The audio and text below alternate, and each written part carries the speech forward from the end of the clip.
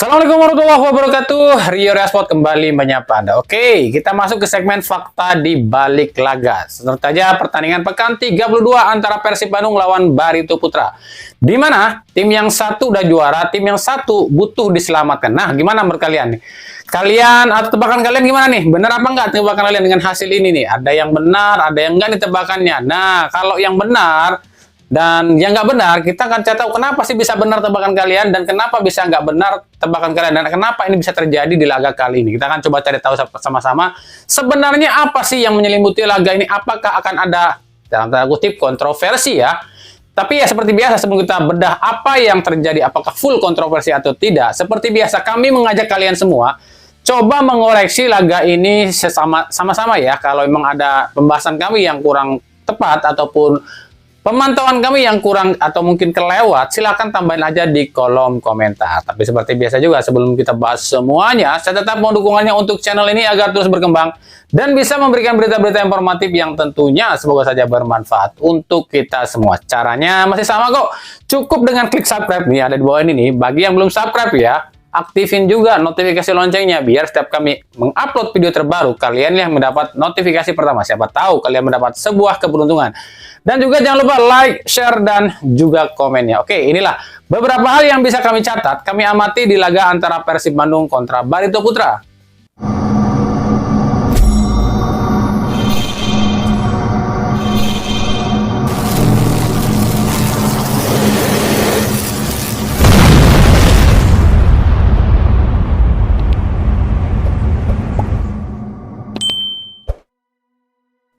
Oke, inilah beberapa hal yang bisa kami amati di laga Persib Bandung lawan Barito Putra yang ada entahlah ya.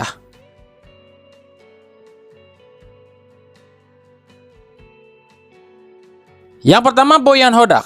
Inilah Boyan Hodak, pelatih yang kami sering bilang dia ini sangat sulit ditebak. Pelatih yang menurut kami itu pinter banget nyusun kata-kata, pinter banget nutupin situasi. Kenapa demikian? Hodak ini kalau kami rasa dia ini pinter banget loh memilih kata-kata. Contoh, misalnya ada pemain Persib yang cedera, tapi kata dokter cederanya panjang. Tapi dia ini nggak pernah loh bilang ke publik kalau si pemain itu cedera panjang. Contoh DDS cedera. Kan kita sama-sama tahu DDS itu sampai akhir musim nggak bakalan bisa main. Tapi kan Hodak nggak bilang seperti itu. Selalu bilang, oh DDS tengah pemulihan, besok bisa main, besok mungkin bisa main. Kita lihat perkembangannya. Kenapa demikian? Agar sebagai penonton ataupun supporter Persib nggak terlalu khawatir karena Persib nggak punya striker, dan sebagai pemain pun mungkin buat pemain agar lebih tenang lagi. Nah, inilah kepintaran dari Boyan Hodak. Sama di laga ini juga, Hodak pernah bilang sebelum laga ini ya, kemungkinan di laga ini kami akan mencoba pemain-pemain yang jarang ditampilkan. Kan artinya orang mikir nih, wah ini Persib akan pakai pemain lapis 2 nih, akan nggak menarik ditonton. Tapi ternyata apa? Dalam kenyataan di lapangannya pakai full pemainnya tuh, pakai full tim tuh. Lah inilah Hodak, aneh tapi nyata.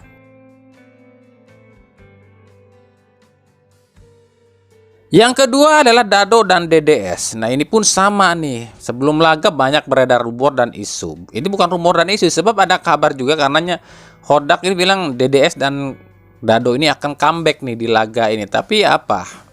Dado ada sih di bench tapi nggak diturunin, bahkan DDS bahkan di bench pun nggak ada ya.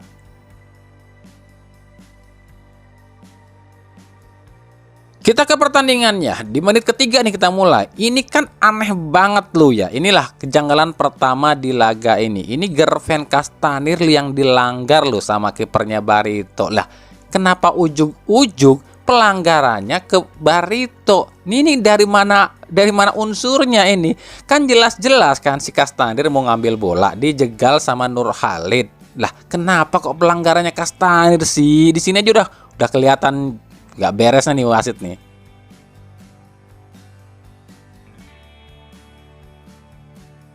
Kemudian di menit ke-14 ini yang sukar dipercaya, bukan supar dipercaya, sukar dipercaya. Ini seorang Castanir di depan gawang yang tinggal ceplosin bola itu nggak masuk. Ini gimana loh, seorang pemain asing loh. Ya udahlah kalau gini mah copot aja langsung tuh, buang aja Castanir lah.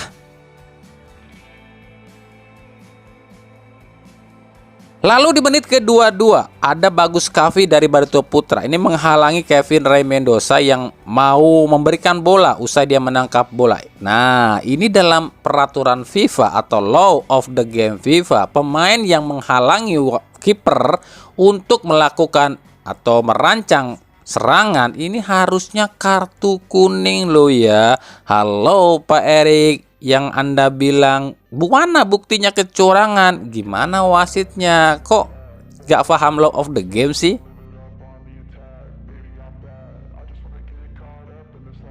Lalu golnya Jamie Moreno di menit injury time babak pertama. Emang gol keempat Jamie Moreno musim ini. Tapi yang menjadi pertanyaan adalah itu kenapa Matteo Kocijan pelongo ngelihat, cuma ngeliatin doang itu pergerakan bola. Kan awalnya ini gara-gara siapa ya, Ferdiansyah ini bisa ngirimkan umpan karena si Kocijannya nggak mau ngeblok loh.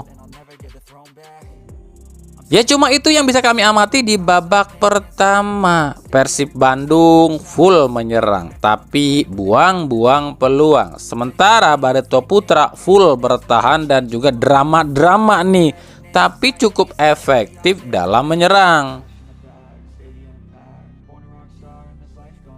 Nah di babak kedua pun ini yang paling penuh kontroversi. Nah pertama kita mulai dari menit ke-47. Ini baru dimulai loh udah ada kontroversi. Nih contoh aja ya, gangguan pada Kevin Ray Mendoza sama dua pemain Barito. Ini wasit gimana sih? Ini udah ketutup sama duit kayaknya ini matanya nih. Kan jelas-jelas loh dalam aturan FIFA itu dijelaskan seorang kiper atau penjaga gawang punya hak prerogatif di dalam kotak kecil penalti. Sentuhan ataupun gangguan sekecil apapun maka akan dianggap pelanggaran pada kiper. Lah ini dibiarin loh sama wasit. Lalu di menit 58 ini pelanggaran Yuswanto Beni pada Beckham Putra. Beckham Putra mau nyerang balik ya, dibentikan oleh Yuswanto Beni. Ini dalam law of the game FIFA harusnya kartu kuning. Lah kenapa ketika Jamie Moreno yang dilanggar Nick Wipers di menit ke-60 ini kartu kuning? Padahal kan sama-sama mau serangan balik, udah ketahuan banget curangnya nih wasit nih. Yang lebih parah coba lihat di menit 62 dan 63. Ini apa ya? Kok gini banget sih wasit? Ini gimana ini? Udah ketahuan tuh pemain dilanggar loh, ditarik-tarik begitu loh. Ini apa ya? Entahlah, enak banget ngelihatnya loh kami.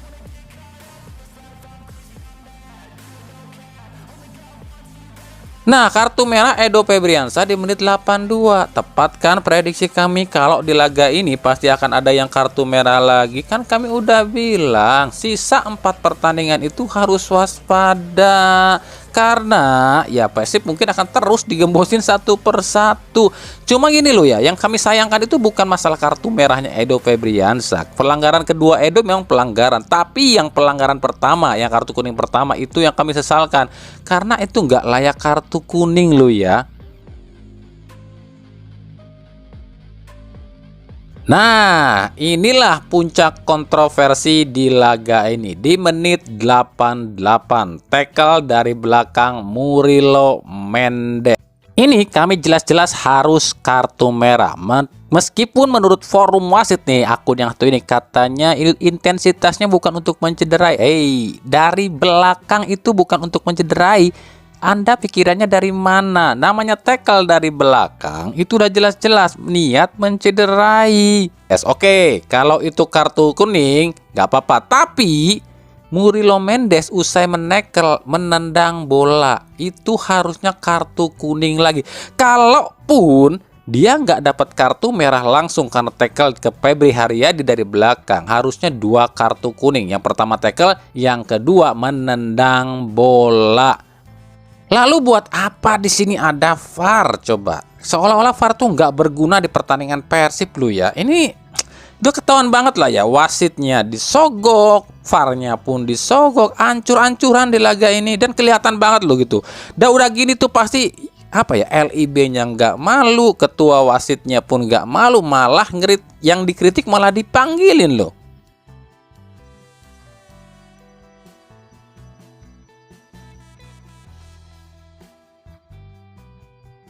Lalu soal gol bunuh diri Yuswanto Beni di detik-detik akhir babak kedua, kami cuma mau bilang ya, VAR itu nggak berguna. Kalau ada yang bangga kartunya Liga 1 ini lebih keren karena adanya VAR, bisa diludahin sekalian tuh yang ngomong. Lihat buktinya, udah ada VAR tapi nggak berguna, alias VAR itu sama sekali nggak ngaruh. Jadi ya prestasi itu akan hilang gara-gara ya kelakuannya sendiri.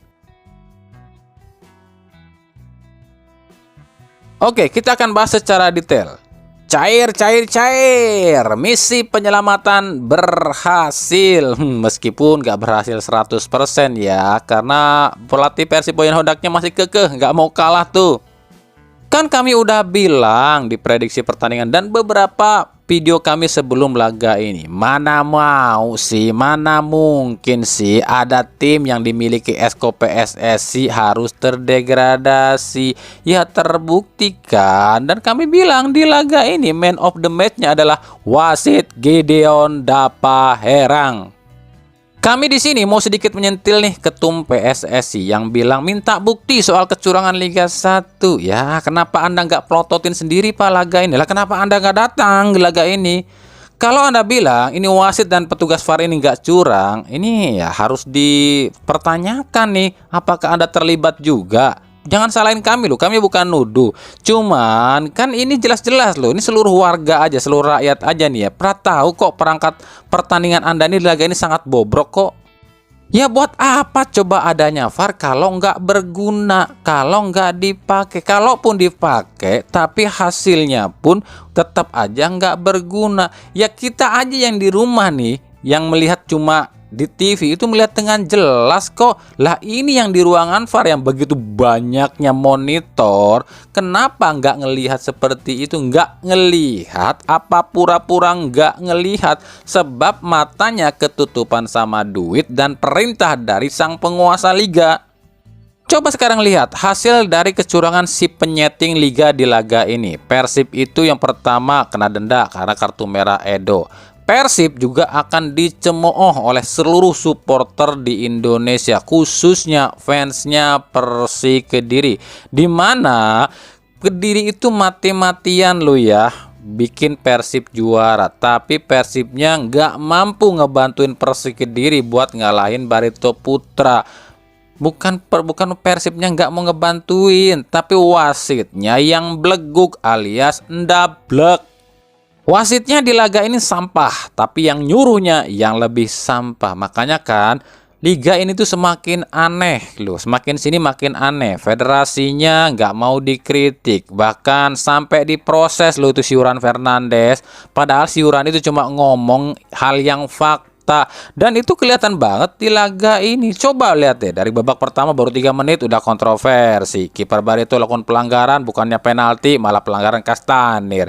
Lalu udah tahu sisi Murilo Mendes tackle dari belakang dan nendang bola, itu cuma kartu kuning. Ada. Jadi buat kami gini loh ya, yang di atas-atas sono itu ya nggak usah emosi kalau ada yang kritik, tapi evaluasi lah. Kalian di tim sibuk ngurusin timnas, giliran timnas kalah katanya langsung evaluasi pelatih, langsung pecat pelatih. Lah kalian sendiri dikritik nggak mau evaluasi. Lah ketumnya sendiri diminta datang dan nonton sendiri ke stadion, malah nggak datang. Kan akhirnya jangan salahkan netizen kalau nantinya ada tudingan-tudingan ketumnya sengaja nggak mau datang biar wasitnya bisa curang. Jangan marah dibilang kayak gitu. Oke, ini khusus untuk Persibnya. Kita akan lihat nih, pihak Persib akan ajukan protes seperti Semen Padang atau enggak, atau kicep nih, karena ya udahlah lu juara juga, ngapain sih protes-protes juga, ntar kita batalin lu juaranya, akhirnya kicep. Ya makanya kita akan tunggu nih apakah pihak Persibnya akan lakukan protes seperti Semen Padang atau enggak. Kalau enggak protes ya berarti ya silahkan saja kalian cap manajemen Persib sekarang itu ya seperti apa ya, ya kayak kacung juga. Kan kami udah berkali-kali bilang, gimana kalau di 4 laga sisa Persib dilarang menang? Untung aja udah juara. Coba kalau belum juara, bener kan yang kami ucapkan? Nah, kami sering sudah bilang, di setiap pertandingan Persib pasti akan digembosin. Kemarin Ciro Alves, sekarang Edo Febriansyah, besok lawan Persita siapa lagi nih ya? Makanya berkali-kali kami ngasih saran, kalau mau liga ini benar profesional dan bersih ya, harus dirombak semuanya. Jangan ada satupun petinggi klub yang jadi pengurus LIB, atau paling nggak gini deh, ya udah operatornya ganti, jangan LIB tapi pakai swasta yang nggak ada pihak klubnya, itu baru liganya akan beres.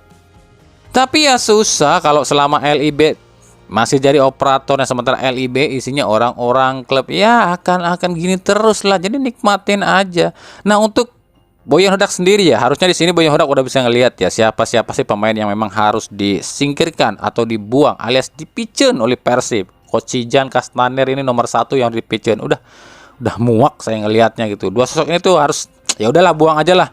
Lalu siapa nih? Rian Kurnia juga buang. DDS buang juga nggak apa-apa. Itu aja sih.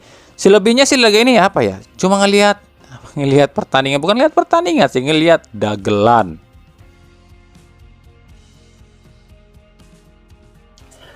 Oke, itu tadi ya. Sedikit hal yang bisa kami bahas, kami kulik, kami teliti di laga antara Persib Bandung kontra Barito Putra di pekan ke-32. Nah, gimana menurut kalian? Apa ada yang kurang nggak nih? Kalau ada yang kelewat nggak nih? Kalau ada yang kurang atau kelewat, tambahin aja ya di kolom komentar. By the way, buat kemarin yang nanyain, Bang, itu beli kaosnya di mana, saya nggak tahu ya, soalnya ini karena saya cuma dikasih, kebetulan ada pihak Persib yang ngasih ke saya, udah kita ambil aja ya. Jadi nggak tahu juga, silahkan cari aja di marketplace, mungkin siapa tahu ada yang jual. Saya nggak terlalu paham soal marketplace ya, soalnya saya terlalu fokus di YouTube ya. Oke, nah ikuti terus berita seputar sepak bola khusus Liga Indonesia dan pernak-perniknya hanya di Rio Sport. Makasih yang udah menyaksikan video ini dan mengunjungi channel ini. Kritik dan saran selalu kami nantikan di kolom komentar atau di media-media sosial kami yang ada di bawah ini. Oke, sampai jumpa di video-video kami selanjutnya dan salam Rio Sport. Wassalamualaikum warahmatullahi wabarakatuh. Juara deui.